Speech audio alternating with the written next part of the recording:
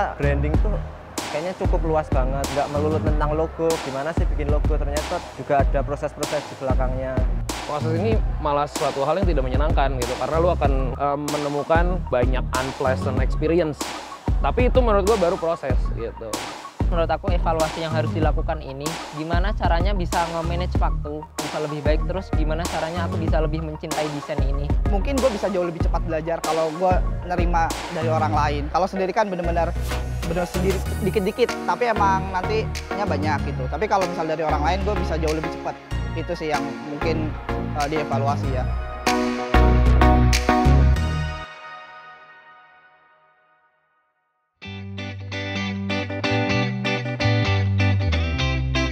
Namaku Alvin Adi Putra, mungkin bisa dipanggil Alvin ya.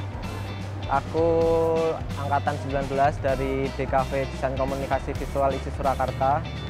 Kalau sekarang masih apa ya, mungkin masih ngulik-ngulik tentang branding, kadang juga tentang editorial, mungkin tentang layouting, buku kayak gitu. Gua Daniel Iota, biasa dipanggil Yota. Gua mahasiswa DKV ISI Solo. Kalau ngomongin bidang yang sedang digeluti sih, gue sedang menggeluti bidang branding atau identity, brand identity, dan editorial design. Perkenalkan, aku Hanung Aninditya Wihartono. Terus untuk sekarang ini sih bidang yang sedang digeluti di industri kreatif ya, khususnya desain lebih tepatnya, karena aku sendiri kuliah di DKV ISI Solo. Jadi emang fokus di desain untuk kedepannya juga. Thank you Allah Akbar, gue Saiful Muslimin. Gue lagi ketertarikan di 3D model, sekarang juga lagi magang di 3D model. Modeler berarti emang benar-benar bikin aset aja. Dan benar-benar untuk asetnya itu karakter doang, jadi bikin karakter aset. Paling itu sih, ketertarikan emang udah lama di bidang itu, emang dari SMP. Dari SMP udah senang animasi, ngikutin animasi Disney pastinya. Habis itu langsung gimana sih cara bikinnya. Habis itu ngulik-ngulik aja caranya.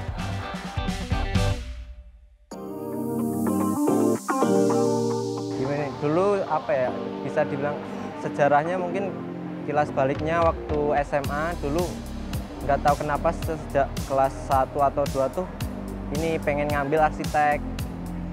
Dulu kan juga sering gambar-gambar dikit.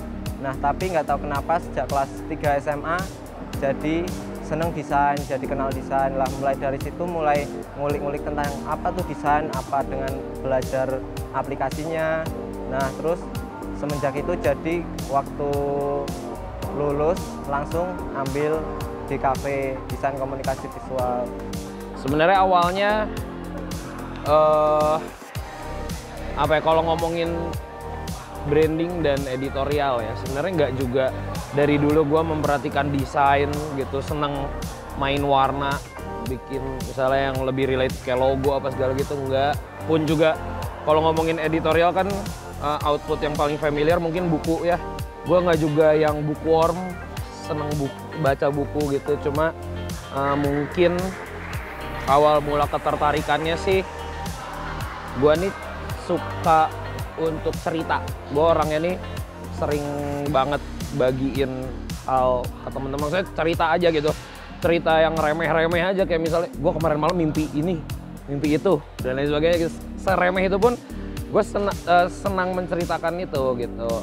Bahkan mungkin kalau bercandaan anak zaman sekarang kali ya nyebutnya suka oversharing gitu, bahkan kadang-kadang mungkin suka dianggap kayak gitu. Menurut gue menarik sih itu, gimana satu cerita itu dari cuma mungkin itu tuh hal yang kayaknya bisa dianggap remeh gitu loh, bercerita itu tuh, tapi bisa berpengaruh sebesar itu untuk orang lain, bisa berpengaruh selama itu, sesustain itu untuk suatu entitas. Itu yang gue temukan di branding sebenarnya. Kalau untuk editorial design itu menurut gue juga mirip, tapi dalam bentuk cetakan gitu, ujung-ujungnya ya. Mungkin editorial design sebenarnya kurang lebih ngomongin soal layout lah gitu. Cuma di saat apa yang sudah lu layout itu lu cetak, itu juga menurut gua jadi lebih value-nya lebih naik lagi gitu. Kalau misalnya balik ke tadi ngomong soal cerita, apa yang lu ceritakan yang tadinya dari verbal aja, lu bikin visualnya mungkin ada di pikiran lu tuangkan ke media digital lu, entah di handphone, entah di laptop, komputer, dan di saat itu udah dicetak di medium yang baru lagi, itu tuh value-nya kayak nambah gitu menurut gua ya. Menurut gua sih gitu, value-nya nambah lagi, ceritanya makin rich lagi, makin dalam lagi, dan itu gua sih merasa kayaknya kalau gua cuma cerita vokal nggak rasanya tuh beda dengan misalnya membaca cerita yang sudah dituangkan dalam medium-medium tersebut gitu. Jadi menurut gua kedua hal tersebut, branding dan editorial, itu salah satu medium yang gua sukai untuk menuangkan kesenangan gua bercerita gitu sih sebenarnya. Kalau dari awalnya sih dulu pas SMA ya, jadi sebelum masuk kuliah itu bingung mau fokus kemana, terus aku coba desain karena emang dulu pernah disuruh dari pihak sekolah sih buat bikin desain majalah dan lain-lain. Terus akhirnya aku interest ke situ karena di situ aku nggak perlu repot-repot mikir, jadi praktek. Aku lebih suka di bagian situnya, jadi aku terusin karena basic aku juga sebelumnya itu emang di bidang seni, apapun itu aku coba, cuman lebih interestnya ketika mau masuk kuliah ini itu lebih ke desainnya. Jadi sekalian aku terusin sampai kuliah. Pertama emang dari SMP belajar itu, terus ngulik-ngulik. Kalau tahu aplikasinya tuh Blender, dia gratis, aplikasi 3D, ngulik dari kelas 8 sampai SMA, lanjut terus ngulik sampai tiba-tiba pas di kuliah itu dapat pelatihan. Dapat pelatihan itu benar-benar bersertifikasi, gua ngikutin sesuai dengan standar industri. Ada pelatihannya benar-benar dari nol sampai ada sesuai standarnya. Ada ujiannya di mana gue juga alhamdulillah dapat sertifikasinya, artinya gue udah mampu di bidang bekerja di bidang industri itu. Terus digeluti terus sampai bekerja, nerima job sampai sekarang, terus sampai senang-senang aja sih. Ya mungkin buat prosesnya, kalau terjun sekarang nge-branding secara langsung bisa ketemu sama teman-teman pelaku usaha, mungkin itu prosesnya ternyata ya cukup rumit, mulai dari mungkin kita wawancara tentang mendapatkan brief dari kliennya, terus ngeproses brainstorming, mulai sketch. Itu sebenarnya kalau untuk prosesnya udah cukup bisa, cuma mungkin harus dikembangin, dilatih terus ke depannya. Mungkin sedikit klise, tapi sering kali kan orang-orang nanya ya, menurut lo lebih penting hasil atau proses? Gitu kan, seringkali banyak yang nanya gitu kan.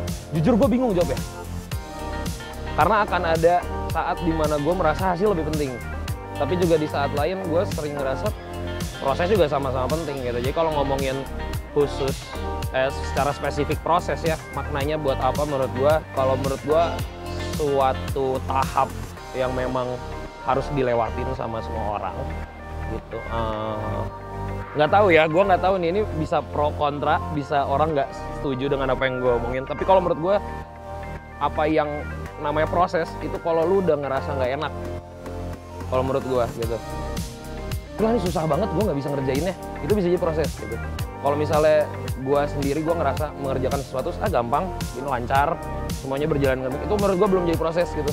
Itu cuma gue melakukan repetisi dari apa yang gue udah bisa aja gitu. Tapi di saat gue menemukan sesuatu, susah banget, gue ini gimana ya cara ngerjainnya ya, challenge-nya banyak, mungkin hambatan-hambatannya banyak, pintu-pintu yang ketutupnya ketemu terus gitu, gak ada jalan, itu menurut gue malah gitu yang proses. Jadi makanya kenapa gue bilang proses ini malah suatu hal yang tidak menyenangkan gitu, karena lu akan, gue menemukan unpleasant experience, tapi itu menurut gue baru proses gitu.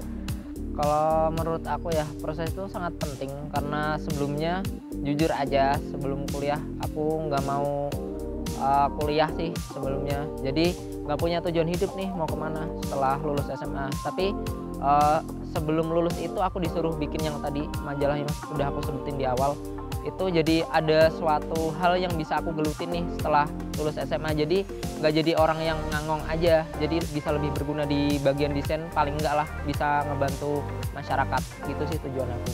Jadi menurut aku prosesnya emang cukup membantu di hidupku buat menjadi yang lebih baik sekarang ini. Dari gua sendiri apa ya, kayaknya konsisten sih, kayak selama dari gua kecil, bener-bener gua kecil SMP sampai sekarang gua nggak pernah ganti. Apa gua sukanya 3D, udah gua berjalan terus. Proses itu akan makin lama makin tajam gitu, makanya gue lebih fokus 3D, terus 3D-nya apa? Gue karakter, berarti full di situ doang, gue nggak akan pindah kemana-mana. Prosesnya adalah gue tetap konsisten aja sih sejauh ini.